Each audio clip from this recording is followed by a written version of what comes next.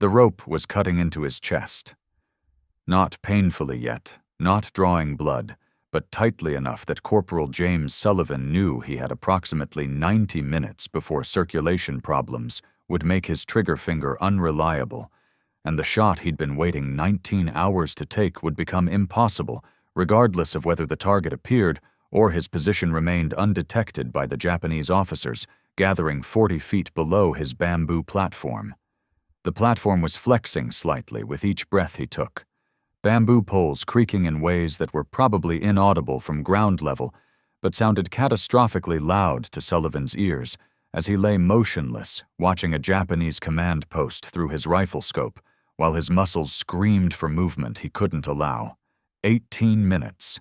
That was how long until Vice Admiral Takeo Kurita was scheduled to arrive, according to intelligence reports that Sullivan trusted approximately 70%, because intelligence was never completely reliable. But 70% was better odds than most combat decisions offered, and he'd been in this position long enough that backing out now meant wasting 19 hours of motionless waiting for nothing.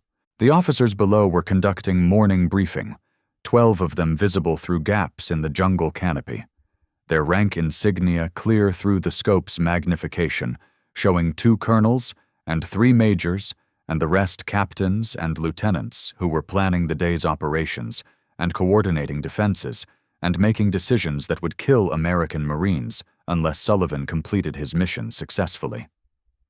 His legs had gone numb 3 hours ago.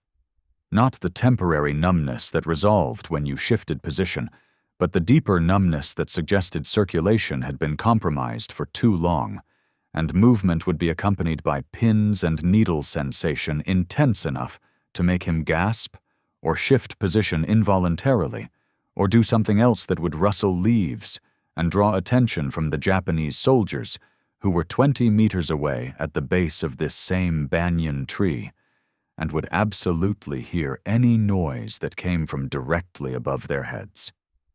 The platform he'd built was copied exactly from Japanese sniper construction techniques.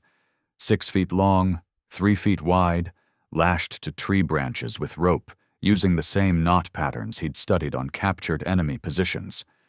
And it was holding his weight perfectly, but perfectly still meant slight flexing with every breath, and Sullivan couldn't afford to test whether larger movements would create sounds that would compromise his position.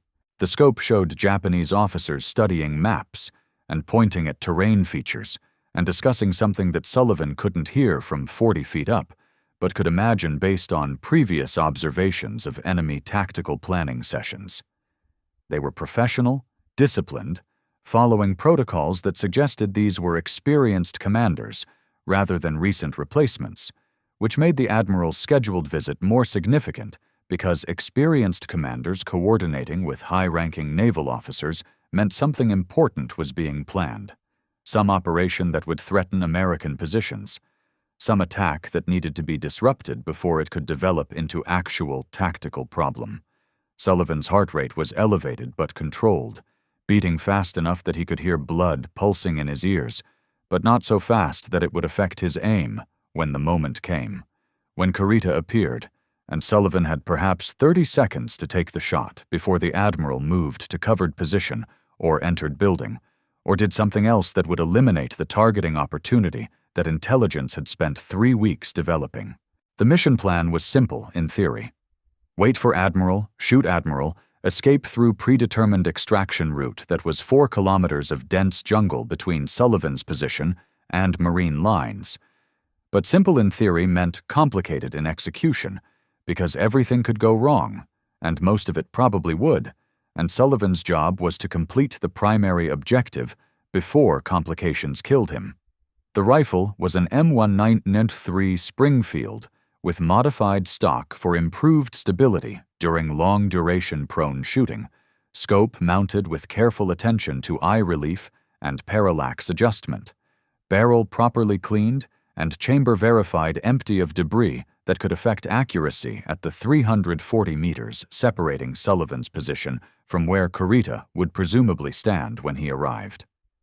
The platform's construction provided stable shooting position better than most ground-level hides, because 40 feet of elevation meant angle of engagement was slightly downward, which reduced effects of mirage and heat shimmer that plagued ground-level shots in jungle environments, where temperature differentials created optical distortion that made precision shooting unreliable beyond 200 meters. But this position also meant Sullivan was using techniques that his superiors had mocked when he first proposed them. American snipers operated from ground positions or buildings or conventional hides that matched doctrinal expectations about how sniper warfare should be conducted. They didn't climb 40 feet into trees. They didn't build bamboo platforms using enemy construction methods. They didn't adopt Japanese tactics because adoption implied weakness, implied that American doctrine was inadequate, implied that learning from the enemy meant admitting the enemy had developed techniques superior to American approaches. Major Hayes had actually laughed during the briefing, where Sullivan proposed elevated platform operations, had called the idea primitive, and said real Marines didn't need to copy Japanese methods. 17 minutes remaining. Sullivan shifted his weight incrementally, maybe 2 millimeters, just enough to prevent complete muscle lockup, without creating movement visible from below or sound audible to Japanese soldiers who were experienced jungle fighters trained to notice environmental anomalies that indicated enemy presence. The Japanese understood jungle warfare in ways that American forces were still learning, understood how to use vertical space and natural camouflage and three-dimensional positioning that gave them tactical advantages in terrain where traditional American doctrine assumed combat would occur along horizontal plains with clearly defined front lines and rear areas. Sullivan had learned this by watching Japanese snipers operate, by studying their techniques after finding dead enemy snipers in tree positions, by copying their platform construction methods and adapting them for American equipment and tactical requirements. The mockery had been intense initially. Bamboo Jim, they called him, the Marine who thought copying Japanese tactics was smart warfare instead of admission of inferiority. Officers said American methods were superior, said adopting enemy techniques showed lack of confidence in American doctrine, said Sullivan was wasting time on innovations that weren't needed because conventional approaches were working adequately. But conventional approaches were getting Marines killed, were failing to counter Japanese sniper effectiveness, were leaving American forces vulnerable to enemy tactics that operated in dimensions American doctrine didn't acknowledge. Sullivan had calculated that Japanese snipers were killing 5 to 6 Marines per engagement before being located or neutralized, that their tree-based positions provided targeting opportunities and concealment that ground-level counter-sniper operations couldn't effectively address, that unless American forces adopted similar techniques, the casualty differential would continue favoring Japanese forces indefinitely. His name was James Sullivan. He was 23 years old, with 3 years of hunting experience in Montana forests before enlisting, and 7 months of combat experience on Guadalcanal, where he'd watched Japanese snipers kill his friends from positions that seemed impossible until you understood they were operating 40 feet above ground level, where American doctrine said snipers wouldn't be, because American doctrine was written by people who'd never fought in jungle environments. He was a corporal in the Marine Corps Scout Sniper section, which meant he had specialized training in long-range marksmanship and field reconnaissance, but not authorization to modify tactical doctrine or propose new operational methods without approval from officers who were committed to existing approaches. But existing approaches had gotten Sergeant Rodriguez killed. Sullivan had been standing next to him when Rodriguez's head exploded from a shot that came from somewhere high and invisible, somewhere that American forces hadn't checked, because checking meant looking up into jungle canopy 40 feet overhead, where no reasonable tactical assumption suggested enemy snipers would position themselves.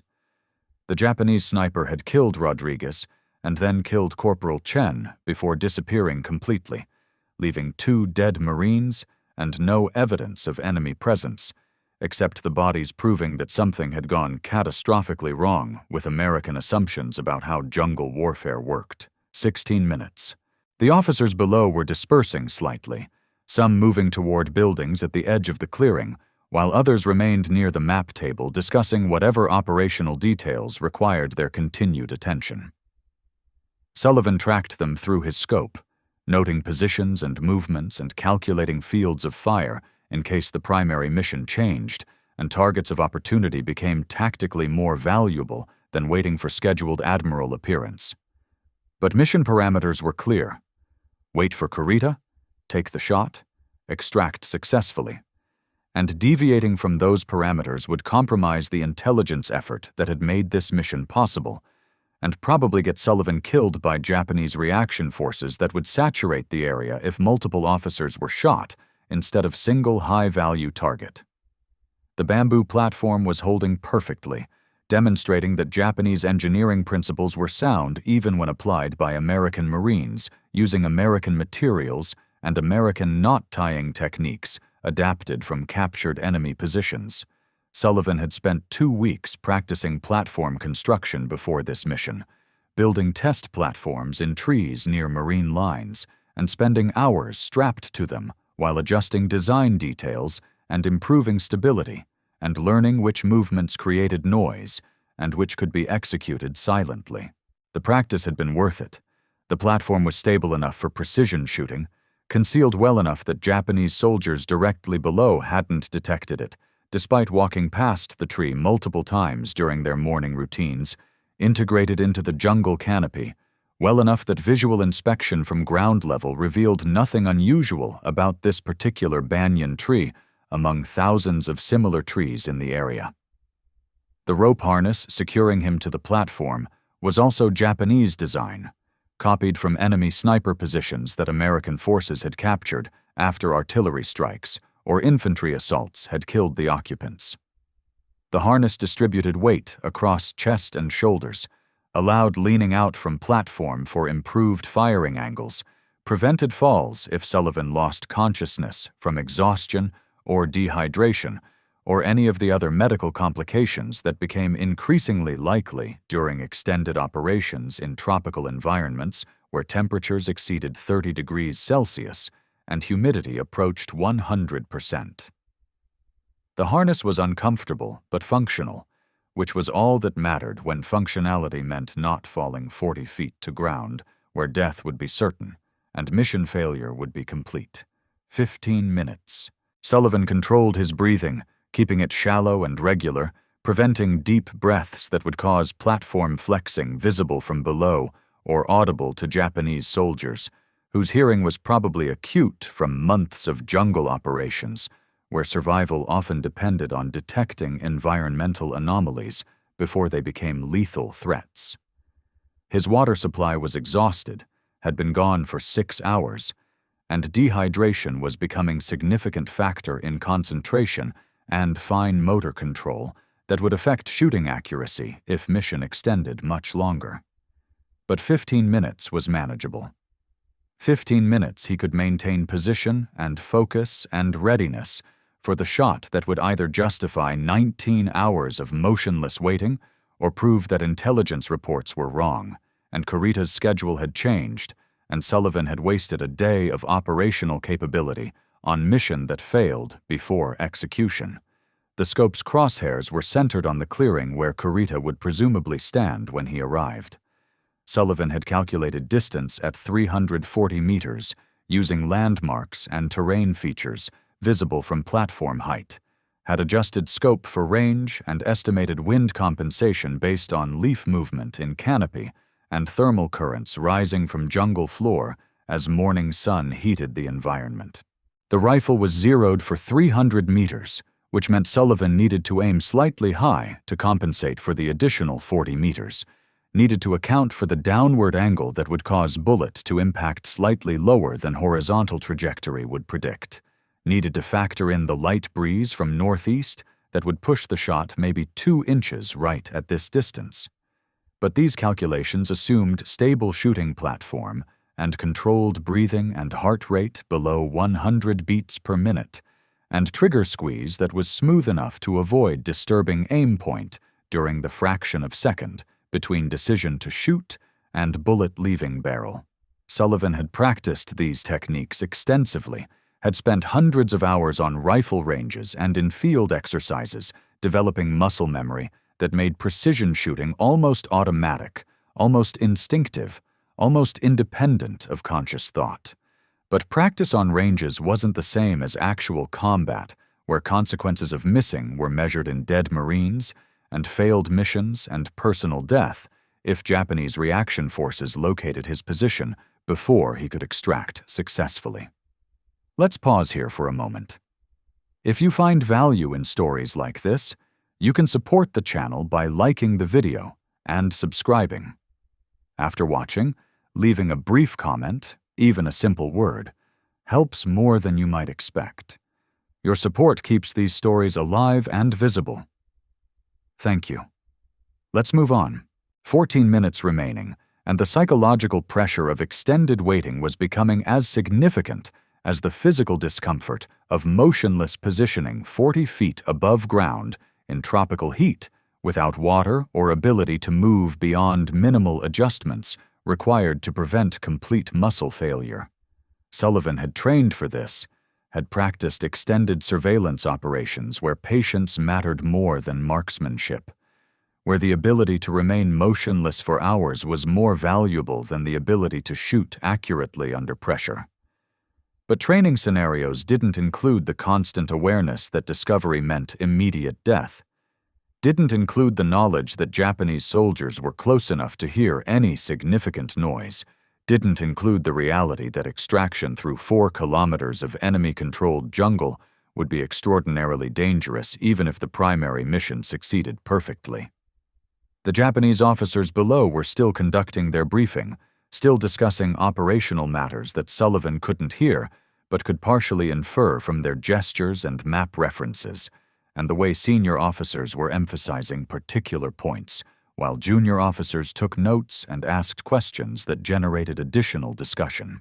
This was normal command behavior, the kind of professional military activity that occurred in every army regardless of nationality or tactical doctrine, the universal pattern of planning and coordination that made organized warfare possible. Sullivan wasn't interested in their planning details. His job was to shoot an admiral, not gather intelligence on Japanese tactical intentions, but observing their routines helped him understand when their morning briefing would conclude and how long he might have to wait after Kurita's scheduled arrival before the admiral would be exposed in targeting position rather than surrounded by subordinates who could block shots or move unpredictably in ways that created complications. The irony wasn't lost on Sullivan that he was using Japanese techniques to kill Japanese officers. The bamboo platform design was Japanese engineering. The elevated positioning was Japanese tactical innovation. The integration into jungle canopy was Japanese camouflage methodology. American doctrine hadn't developed these approaches independently. American forces had learned them by fighting against them, by dying from them, by eventually recognizing that copying them was smarter than continuing to pretend that American methods were adequate for jungle warfare that occurred in 3 dimensions rather than the 2 dimensions that traditional doctrine assumed. Sullivan had been among the first Marines to understand this, had been mocked for it initially, had persisted despite mockery because the mathematics were obvious. Japanese snipers were more effective than American snipers in jungle environments because they positioned themselves where American tactical assumptions said they wouldn't be. 13 minutes. Sullivan's scope showed new movement at the edge of the clearing. Staff car approaching. Japanese flag mounted on the front. This was almost certainly Kurita's vehicle, unless Japanese tactical deception was sophisticated enough to use decoy staff cars with proper flag displays, which seemed unlikely given that this command post was deep inside Japanese-controlled territory, where American presence wasn't expected, and deception resources could be better allocated to front-line positions where actual combat was occurring. Sullivan watched the vehicle approach, watched it stop near the map table, watched the door open and officers climb out, including one wearing dress uniform with insignia that matched intelligence descriptions of admiral rank markings in Japanese naval service, Kurita, Vice Admiral Takeo Kurita, 53 years old according to intelligence files, commander of 2nd Fleet, veteran of dozens of naval engagements throughout the Pacific Campaign, high-value target whose death would disrupt Japanese naval operations at strategic level rather than merely tactical level. He was standing in the clearing now, maybe 20 meters from the map table, talking with the colonels who had been conducting the morning briefing. Sullivan's crosshairs centered on Kurita's chest, tracking him as he moved, following his gestures as he spoke, maintaining aim point that would compensate for any sudden movements before Sullivan committed to the shot. The distance was 340 meters. The wind was light, maybe 5 kilometers per hour from the northeast. The thermal currents rising from heated jungle floor would push the bullet slightly up and right. Sullivan had calculated these factors already, but verified them again by observing leaf movement in canopy and feeling air movement against exposed skin on his hands and face. The rifle was stable on the platform, supported by bipod that Sullivan had improvised from bamboo, stripped from the same trees he'd used to build the platform itself. The scope's crosshairs were steady despite Sullivan's elevated heart rate and the residual muscle tremors from 19 hours of motionless waiting. Kurita was moving toward the map table now, walking with the confident stride of senior officer who didn't expect threats in his own command area, who had no reason to believe that American sniper was positioned 40 feet directly above nearby Japanese soldiers, using techniques that American forces weren't supposed to employ because American doctrine said such techniques were primitive and unnecessary. He stopped at the map table, stood at attention while a colonel briefed him on some tactical matter, presented perfect target, standing still, facing Sullivan's position. No obstructions between his center mass and Sullivan's firing position. Nothing that would complicate the shot or reduce its probability of success. Sullivan exhaled slowly, letting his breath out in controlled stream that emptied his lungs without creating residual motion that would disturb his aim. His heart rate was elevated but manageable, beating maybe 90 times per minute, which was acceptable for precision shooting at this distance under these conditions. His finger moved to the trigger, taking up slack in the 2-stage pull that characterized Springfield trigger mechanisms, bringing tension to the point where another 2 pounds of pressure would release the firing pin and ignite the cartridge and send the bullet downrange at velocities exceeding 2,000 feet per second toward target that was 340 meters away and completely unaware that his life was about to end. The crosshairs settled on Kurita's head. Center mass shots were more forgiving of aim errors, but headshots were immediately lethal, with no possibility of the target surviving long enough to be evacuated to medical facilities where Japanese surgeons might save him. Sullivan wanted certainty, wanted guaranteed kill, wanted mission success that couldn't be compromised by enemy medical capabilities or luck, or any of the other factors that sometimes allowed targets to survive gunshot wounds that should have been fatal. Kurita's head was stationary now. The admiral had stopped moving while listening to the colonel's briefing. Perfect targeting opportunity. Everything aligned. Sullivan squeezed the trigger. The rifle fired with recoil that pushed back against his shoulder and caused the platform to flex slightly, but not enough to dislodge him from his position or compromise his safety. The bullet traveled 340 meters in approximately half a second, crossing the distance before the sound of the shot could reach Kurita's position and warn him to take evasive action. Sullivan watched through the scope as Kurita's head snapped back from the impact, as blood sprayed from the exit wound, as the admiral's body dropped to the ground in the boneless collapse that indicated death before hitting the earth. Perfect shot. Mission success.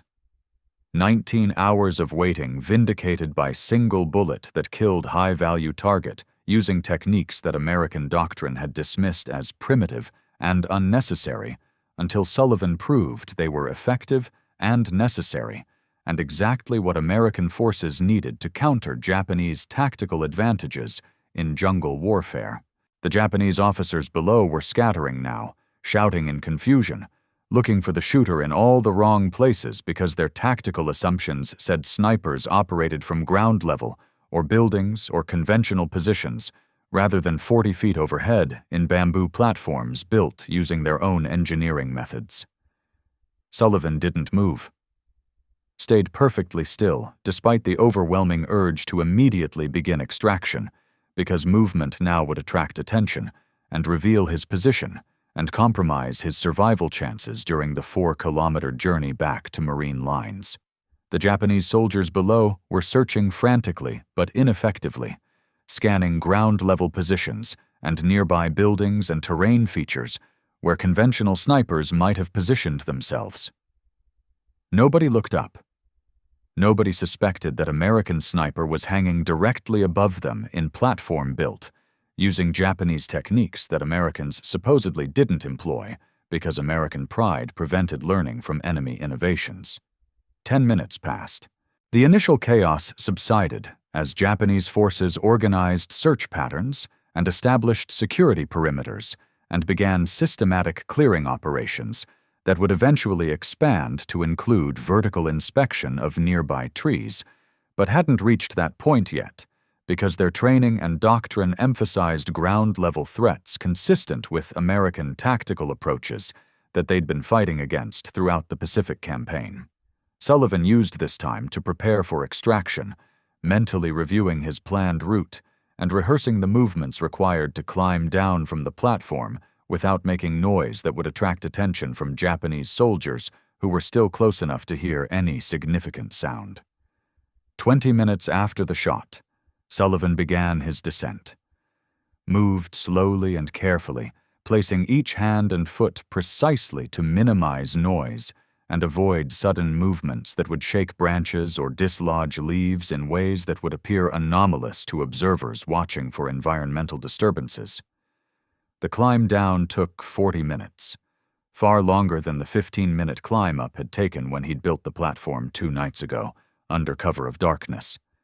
Because downward climbing while maintaining silence was technically harder than upward climbing, and mistakes during descent could create falls that would be fatal from 40-foot height, or at minimum, would create noise that would immediately reveal his position.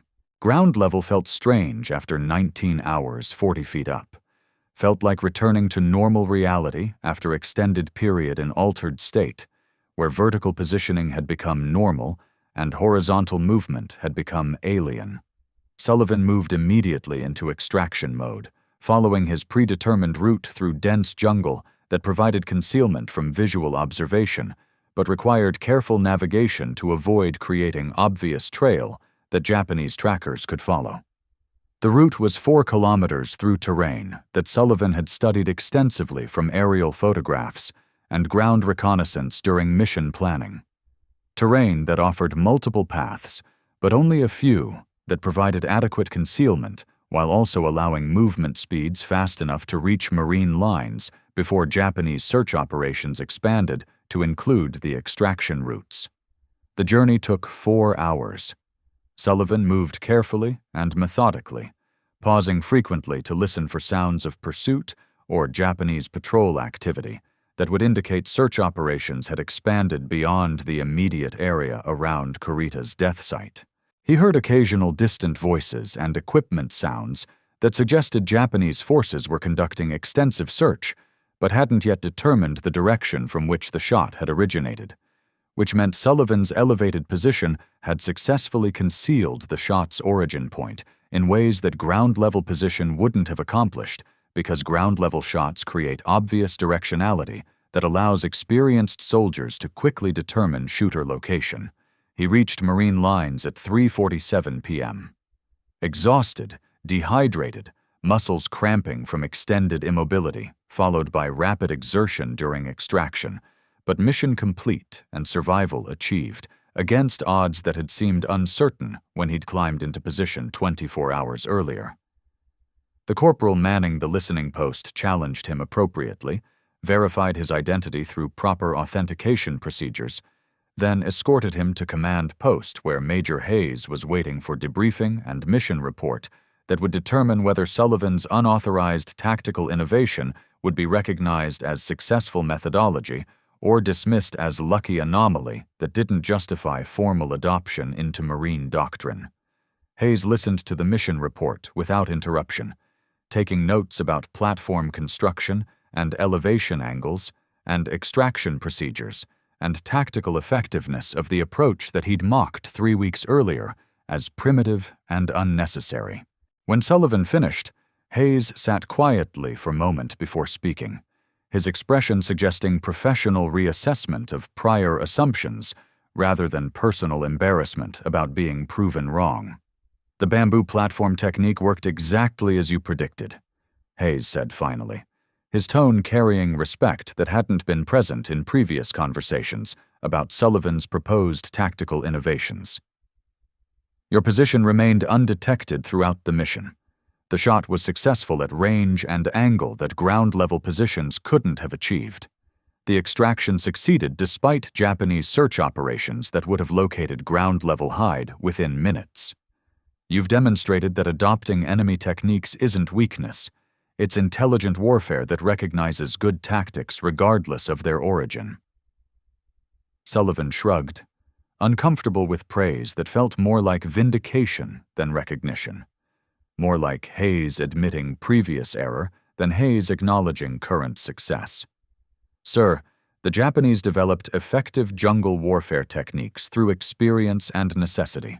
We can either spend years developing equivalent innovations independently, or we can copy their methods and save the time and casualties. Copying seemed smarter. The Admiral's dead. The technique works. That's what matters." That became the lesson that transformed Marine sniper doctrine throughout the Pacific theater. Not that American tactics were inferior. They weren't. They were just optimized for different terrain and different enemies. But that refusing to learn from enemy innovations was pride, masquerading as professional confidence, was institutional ego preventing tactical adaptation that could save lives and accomplish missions that conventional approaches couldn't address.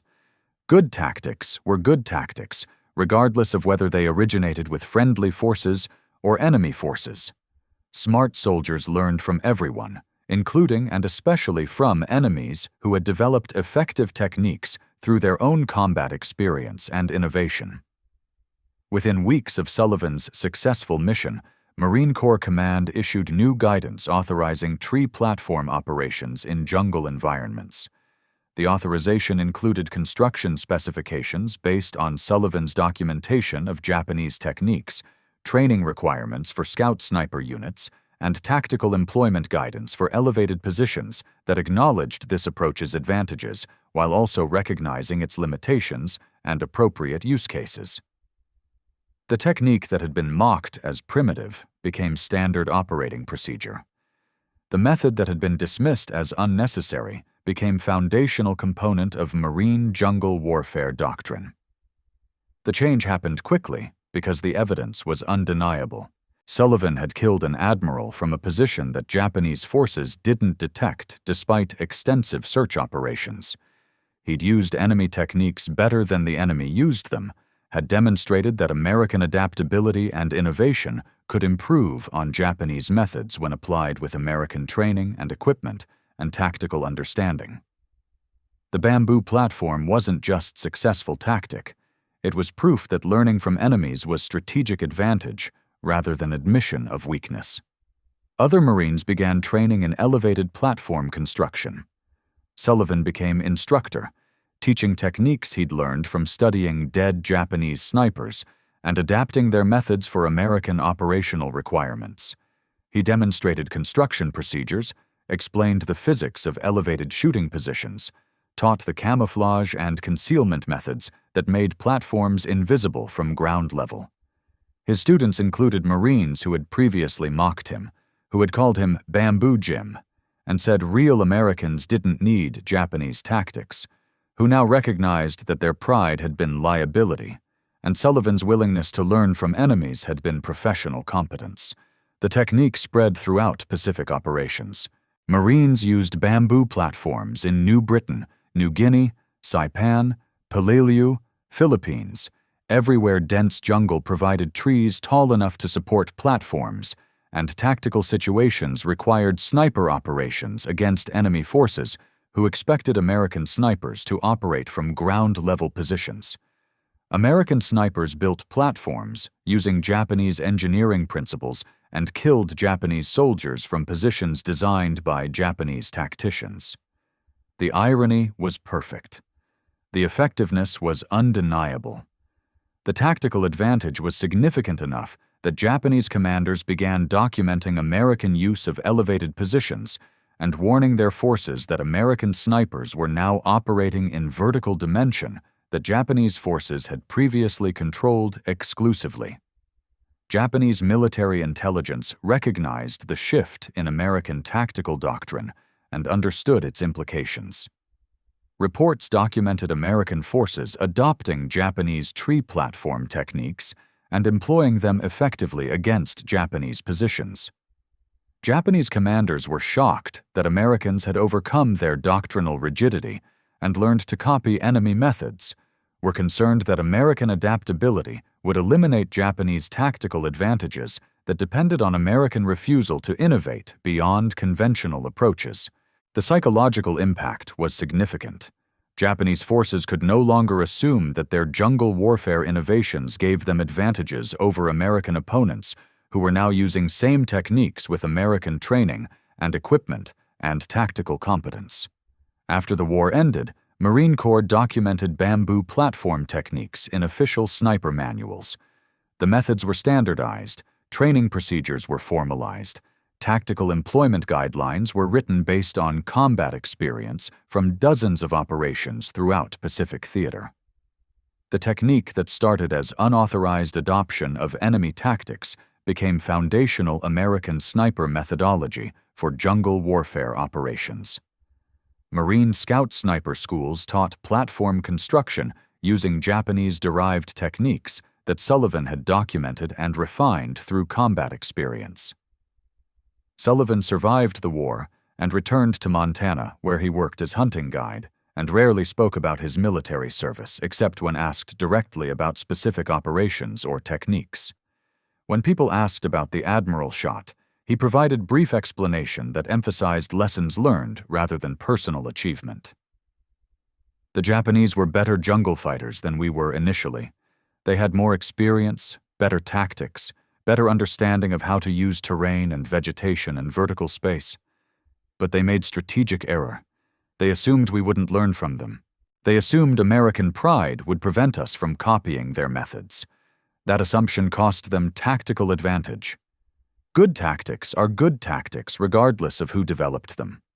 Smart soldiers learn from everyone, especially from enemies who have figured out effective techniques through their own combat experience.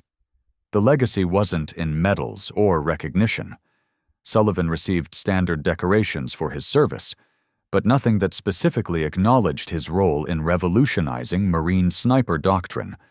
But in every Marine sniper who learned to build bamboo platforms, in every elevated shot taken against enemy forces who didn't expect snipers 40 feet overhead, in every mission accomplished using techniques that originated with enemy innovation and were perfected through American adaptation. The mocked sniper who killed an admiral. The band technique that became standard doctrine. The Japanese method that Americans learned and employed more effectively than Japanese forces themselves had employed it. They mocked him for studying enemy tactics, called him Bamboo Jim, and said real Marines didn't need primitive Japanese methods, said American doctrine was superior, and adopting enemy techniques showed weakness and lack of confidence in American capabilities. They laughed at his platform designs and called them crude imitations and said they wouldn't work in actual combat operations. Major Hayes had explicitly stated that learning from enemies was admission of tactical inferiority rather than demonstration of professional competence and adaptability. Then Sullivan killed a vice admiral from 40 feet up using their mocked technique, used their ridiculed platform design, employed the band method that subsequently became standard operating procedure throughout Marine Corps. The mockery stopped immediately Once results demonstrated that Sullivan's approach was more effective than conventional doctrine. The technique that had been dismissed as primitive was recognized as tactical innovation that gave American forces capabilities they'd previously lacked. The Marine who had been ridiculed for copying enemies became instructor teaching those same techniques to other Marines who needed to survive in jungle environments where vertical positioning mattered as much as horizontal movement. That was the lesson that transformed not just sniper doctrine, but broader understanding of military innovation and tactical adaptation. War doesn't care about whose idea something was originally. Victory doesn't require developing every technique independently through American innovation. Smart warfare means learning from everyone, including enemies, means copying techniques that work regardless of their origin, means recognizing that good tactics don't have nationalities and effectiveness matters more than pride. Sullivan understood this in ways that career officers initially didn't. Understood that Japanese jungle warfare techniques were effective because they were good techniques rather than because Japanese forces were fundamentally superior. Understood that Americans could employ those same techniques better than Japanese forces if Americans overcame their institutional resistance to learning from enemies. The bamboo platforms that killed Japanese officers, the elevated positions that changed Pacific warfare, the enemy techniques that Americans perfected, the forbidden trick that became standard doctrine, built by Marine who understood that good ideas don't require American origin, that learning from enemies demonstrates intelligence rather than weakness, that copying what works is fundamental principle of effective warfare. The Japanese had taught him their methods through their own combat employment. He had studied those methods, copied their engineering, adapted their techniques for American operational requirements. Then he had used their own innovations against them more effectively than they had used those innovations themselves. They mocked him. They laughed. They said Americans didn't need Japanese tactics. Then an admiral died from shot fired from bamboo platform 40 feet overhead. The mockery stopped. The technique became doctrine. Corporal James Sullivan became instructor teaching Marines the Japanese methods that had been ridiculed before combat proved them necessary. Because in war, only results matter. Only survival matters. Only mission accomplishment matters. And sometimes those objectives require learning from enemies, copying their techniques, building their platforms, using their innovations better than they ever did. That was Sullivan's legacy. Not medals or monuments, but transformation of how American forces understood tactical adaptation and enemy innovation.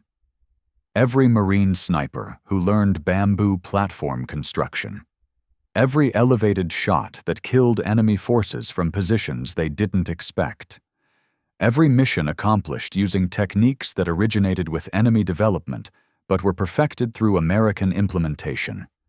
The mocked sniper who killed Admiral, the banned technique that became standard, the Japanese trick that Americans mastered.